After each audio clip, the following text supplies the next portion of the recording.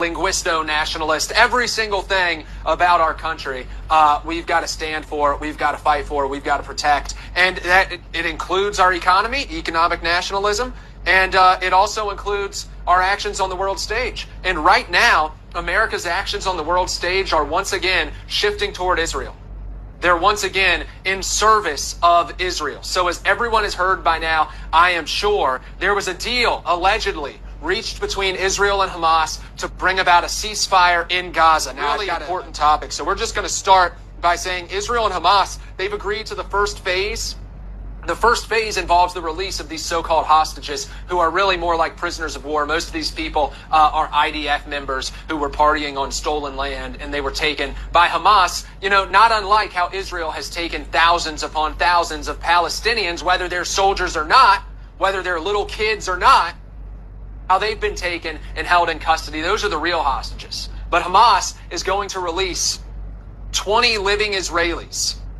They're also set to release the bodies of 28 dead Israelis. These are people who died in Hamas custody at some point over the past 2 years. And I am sure that some of these so-called hostages, if not a majority of them, were killed in Israeli airstrikes.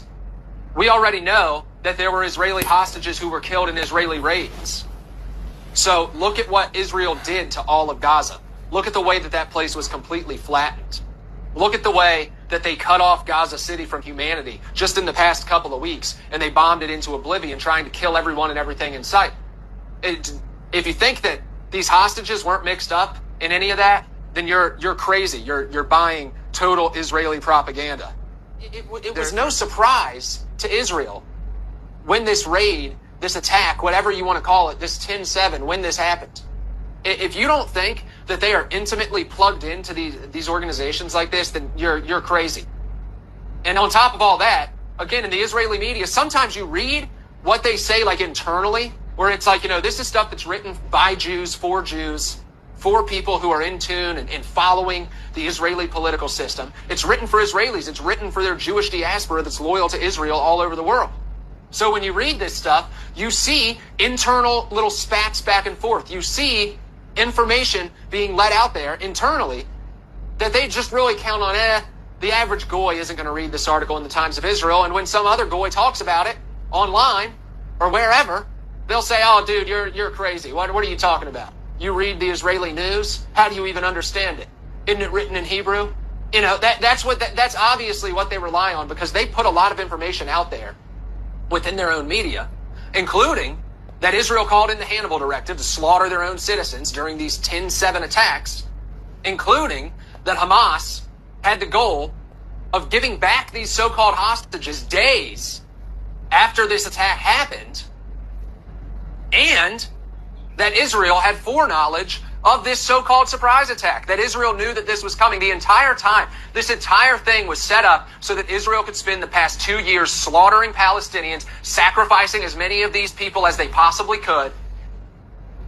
They were obviously hoping that they'd be able to go in and annex this territory, but they seemingly couldn't defeat Hamas. Israel was unable to defeat Hezbollah when they invaded Lebanon in 2006. I don't know why everybody has forgotten about this. I remember being a teenager, I guess about 14 years old, and watching on Fox News this in real time. I was like the type, by the time I was a teenager, I was the type that I was sitting there watching all the time, news, documentaries, History Channel type stuff all the time. Really, I was like that my whole childhood. I transitioned over toward the news as I got more into my teen years. So I vividly remember sitting there and watching this Israeli invasion of Lebanon unfold in 2006, mostly on Fox News, coming through my Dish Network TV at the time in my parents' living room. Israel got their asses kicked by Hezbollah. Their casualties, they always talk about the casualties on 10-7, they're like, oh, if this was America, this would be the equivalent to 10,000 people dying. Well, the equivalent to Israel's casualties in Lebanon, had it been America, would have been thousands of deaths over the course of just a few days, a matter of, a week, a little more? It wasn't a long war. And so Israel got their asses kicked. They got pushed back out of Lebanon by Hezbollah.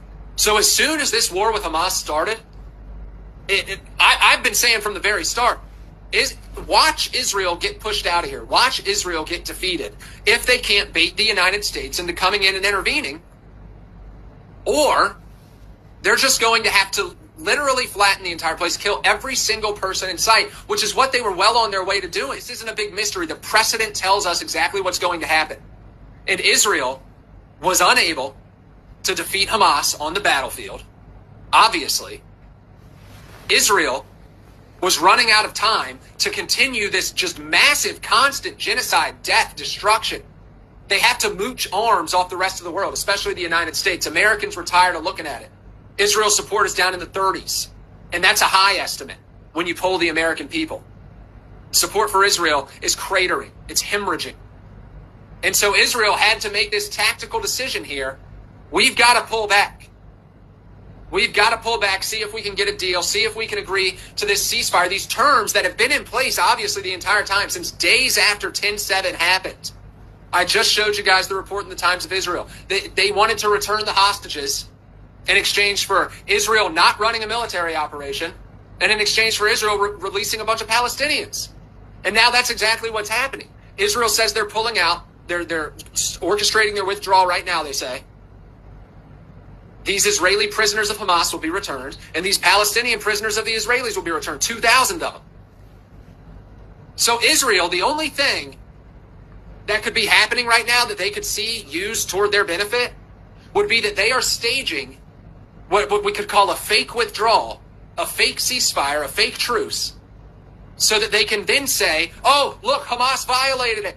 We've got to go back in, and then they just start killing people. And it won't matter. Did Hamas violate it or not? We don't know. They'll just go in and they'll start killing people. And it's really important to note here, they're still doing that right now. According to Grok, at least 10 Palestinian civilians were killed today. Israel, what they did, they reached the ceasefire, if you recall, back in January, was it, of this year? And in the run-up to that ceasefire, Israel just started unloading on the Palestinians, killing people left and right. And in the run-up to this ceasefire going into effect, because it has to be approved, it was announced this morning, but then there's an approval process through the Israeli government. And so in the time window between this thing being agreed to and it being signed and then going into effect, of course, Israel started unloading on the Palestinians. Stu posted video footage of this over on his X page at Real Stu Peters earlier today. Let's play it. منطقة واد نعم الآن على ما يبدو قذيفة نعم قذيفة الآن على الهواء مباشرة. نرجو أن تتوقوا الحذر ونذكر بأن المكتب الإعلامي الحكومي هذه قذيفة مباشرة من الآلية الإسرائيلية. نذكر أشرف أن المكتب الإعلامي الحكومي طلب من المواطنين عدم التوجه نحو شارعي أو من خلال شارعي الرشيد وصلاح الدين نحو مدينة غزة. إيش اللي بيصير؟